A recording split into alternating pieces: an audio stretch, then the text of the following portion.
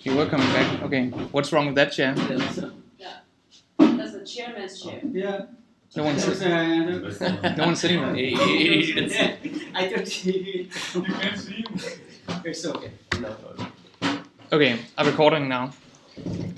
So hello everyone. Marco has allowed me to teach today, which I'm very excited about. I was here last time. My name is Emil. I guess I'll just for the people watching at home. I also have a GitHub, like everyone else. Oh, can I do this? Does this work? I look like this in the real world. Okay, cool. So my name is Emil, and I've been coding Node professionally for a very long time. I've been coding Node since it was called 0.6. That was in 2012. So I know a lot about Node, but not a lot about, for example, front-end engineering or whatever. So today we're going to look at HTTP. I made a little program for what I think we should do today. First, I think we'll spend 30 minutes reviewing the homework from last time, and then depending on time, maybe we'll have a short break. Then we'll do an intro to HTTP from the server side. I guess you have all worked with Ajax in the JavaScript class, right? You all know how to make a call to a HTTP server. Okay, we'll review that because now we're going to make HTTP requests by hand, and I don't mean in JavaScript, I mean writing out in text by hand. So you can see what HTTP actually looks like on the wire. So we'll look at that for a little bit. Then we will see like how do you write a simple HTTP server node, and we'll look at some of the internal node abstractions. For example, we'll look at something called event emitter, and we'll look at something called streams very quickly. These are some very important concepts in Node.js that you do not find in the browser. You will find things that are similar in the browser, but these things are strictly Node. Then we look at just how does HTTP work and how can we interact with it from Node.js. Then we'll have a 15-minute break. I guess that's lunch. And then after that, we will build a small project with the knowledge we've gained about the object-oriented programming in the last class and the knowledge we gained today about HTTP. So what we will write is a URL shortener. So you can send a URL to the server, it'll send you back a very short URL, and you can use that to share with your friends, kind of thing. It's a toy project, but it will showcase all the things that we learned today and that we learned last time. And then at the end, I've set aside 30 minutes to discuss homework for next time.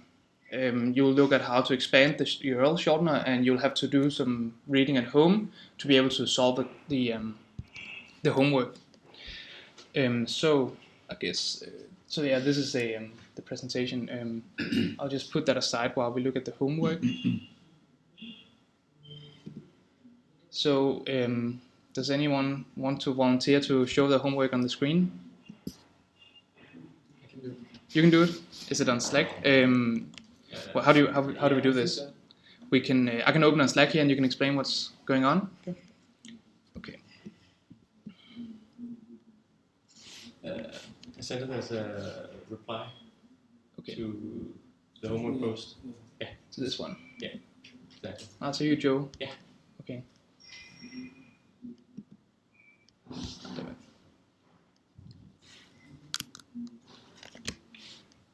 Cool. Somebody move that plant. Oh wait, that's the wrong way around. Thanks.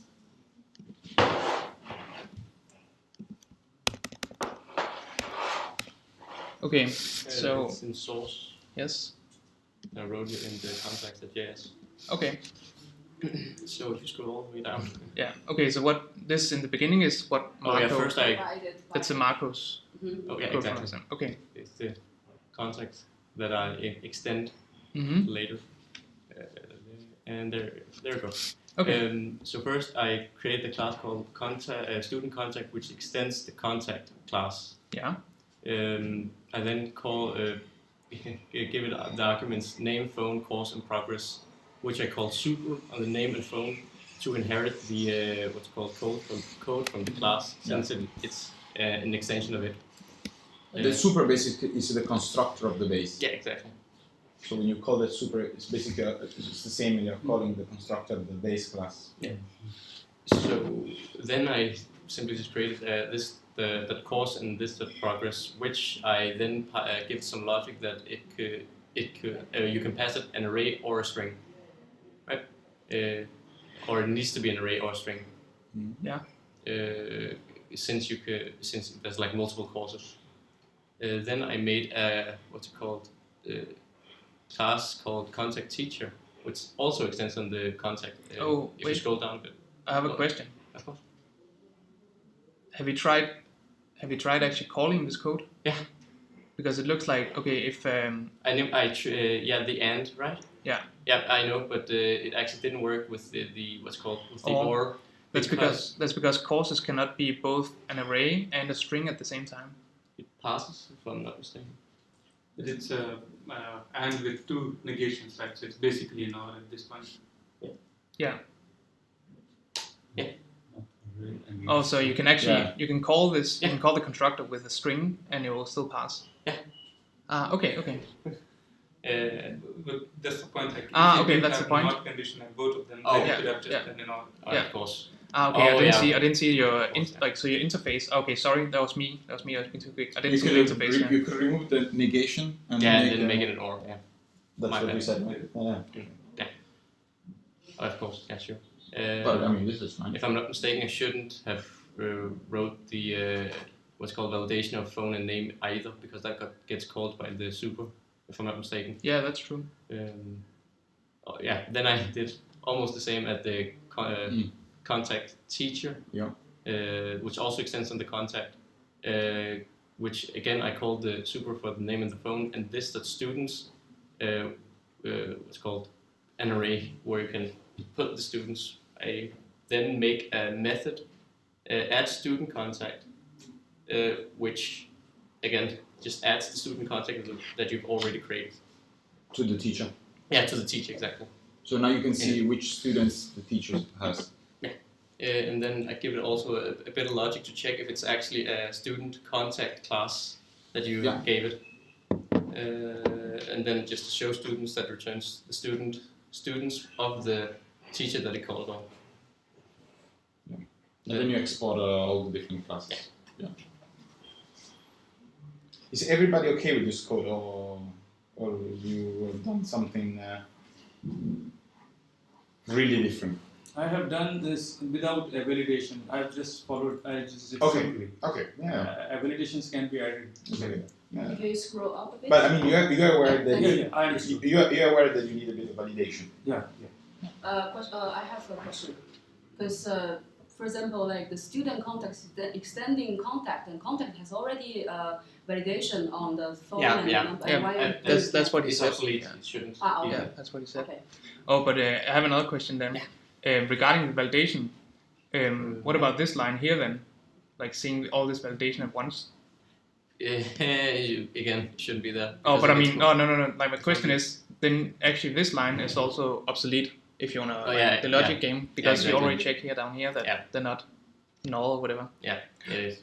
Or just like saying that, if you wanna improve that even more, then you can. Sure. And also, so I understood the requirement on creating the student contact that you need to add method to add course, not as constructor. Oh. Otherwise, like there's no method at all. Did I misunderstand the question? Yeah. Yeah, and the student, if you. Well, it doesn't explicitly say, but But would be better, with a method. it's Would be code better review. with that. Yeah. And also, it would be better if you have. I think I left it like a bit blurry, so you can read it away. But also, it would be nice to see the progress. So I can call on the student.progress, and then I have a percentage of. That would be nice. Of course. But when I write exercise, I always leave it a little bit. I did some getter and setter to protect the properties. Yeah. I have one question, Yes. maybe a stupid question. Ah, But here we are extending the. He's talking I about cannot last see this. and previous one. Here, a student can contact is inheriting from the contact. Is it possible we inherit contact teacher from the student contact also? Is it possible? No, because then you have all the qualities of both. Yeah, you will have also just you can do it, but then you. I tried it and it was working. Mm-hmm. Yeah, but you have the courses. You have stuff that you don't want to have in a teacher. Yeah, the logic Okay. is no. Okay. The It's logic also is because you weird. don't have validation. Okay. So if you have validation, then the teacher wouldn't work because he wouldn't give courses and progress Okay. for the teacher. For example, the teacher doesn't have a progress. So if you extend the student, then the teacher will have a progress, which makes no sense, right?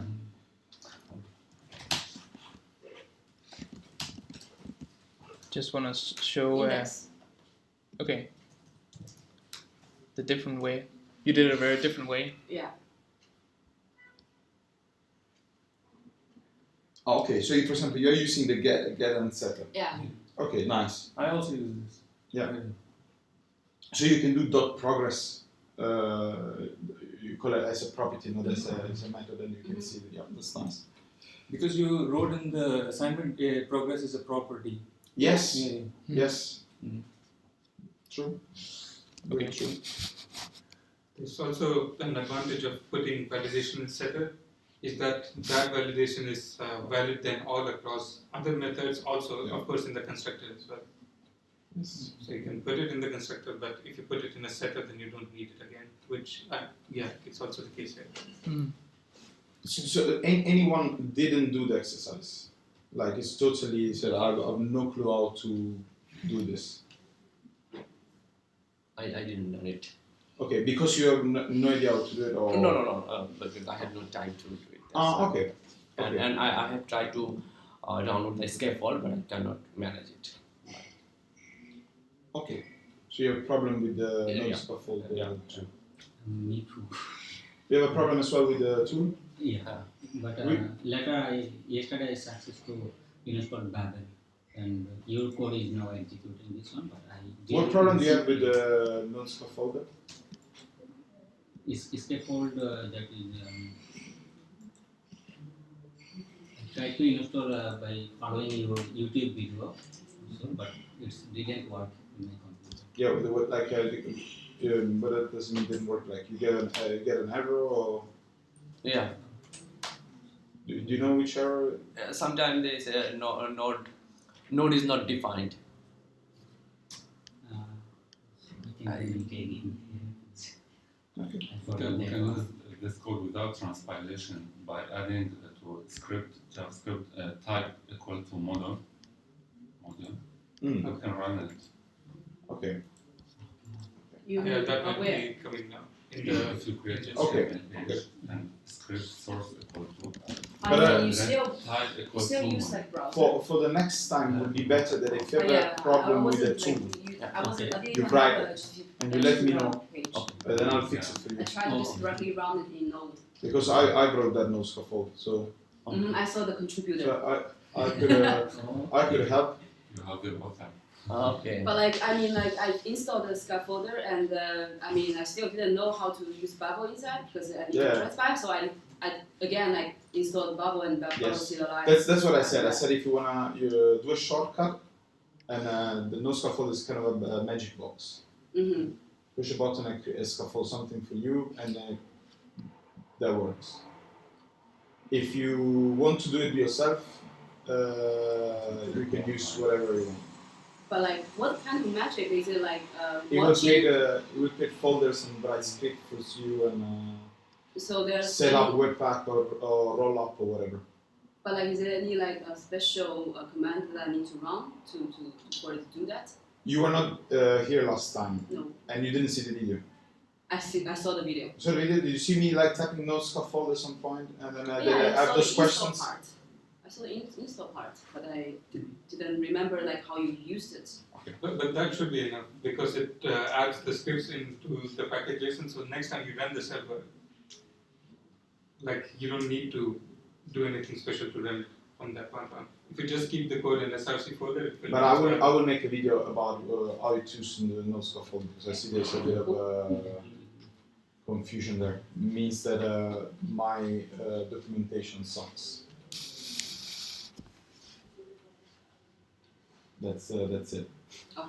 So I will improve the documentation and make a video so you can see. And then if you can report the errors to me, then I will try to fix them. Cool. Is there anyone else want to show? We still have, according to time plan, 5 minutes to talk about this homework. No one. You really want to say something, but then you're like, oh, no. What do you want to say? You can see my homework. And then 5 minutes is not enough. Okay. I actually looked at your homework. There's review and code. Hang on 1 second. He has a preview also. Yeah, I saw that. Let's look at the code first, I guess. Because I saw that you very nicely also wrote tests. I just wonder how long time you've spent on that one. 1 day. 1 day. Yeah.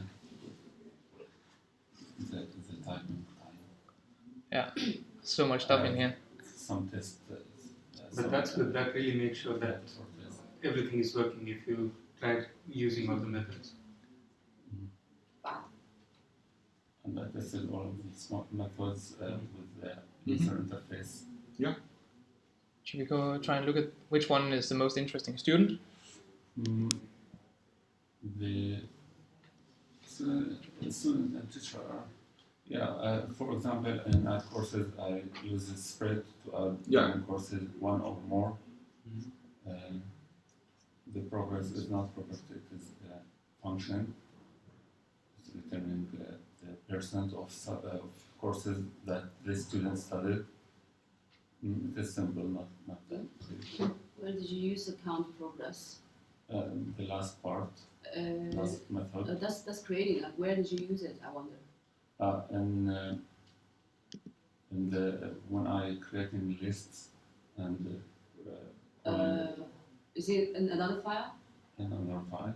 Okay. Can we jump to that file? Because I wonder how you use it.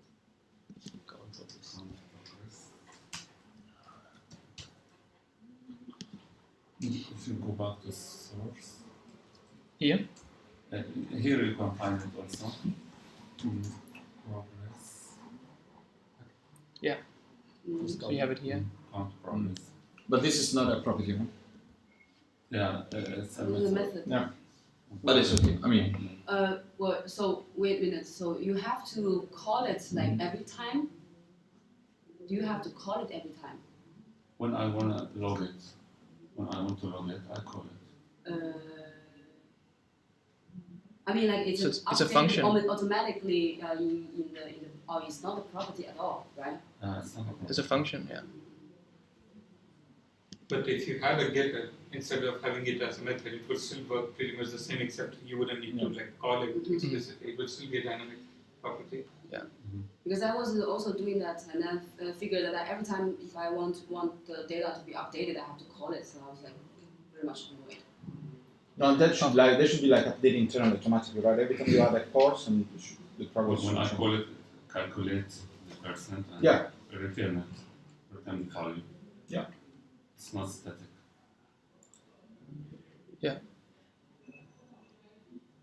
I think that's a good idea also. I mean, historically, the reason getters and setters were added to JavaScript is because in the DOM, a lot of the DOM APIs, for example, if you take a DOM element and call get inner width or something like that, that's a property. But actually it calls a function underneath. And then a lot of people got angry that the DOM API was allowed to have getters and setters, but you could not create them from JavaScript. And that's kind of why it was introduced. And some people use it very liberally, and other people never use getters and setters. I, for example, don't use it because if you have a getter or setter that calls a function underneath you, you don't know it's calling a function. Then you don't know if it can throw an exception, for example. If a getter or setter throws an exception, that can be pretty bad. For example, if you're using JSON.stringify on an object, it will also call all the getters, but if any of them fails, then it will throw an exception, right? And JSON.stringify, you don't expect that to throw exceptions because it should just get all the primitive properties of the object. So there's different pros and cons of using getters and setters, and people use it differently. Okay, that's the homework.